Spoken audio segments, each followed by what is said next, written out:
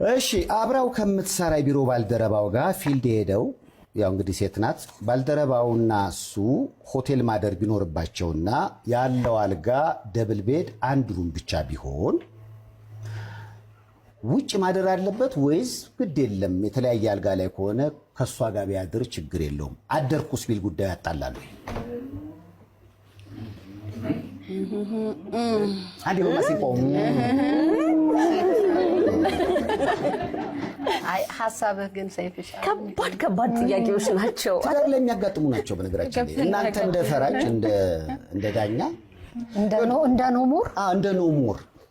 ኖሞር እንደየካራክተርና ኖሞር ነው የምንለው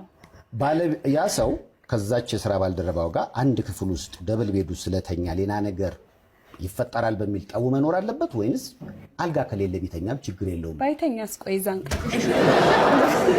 በእናታችሁ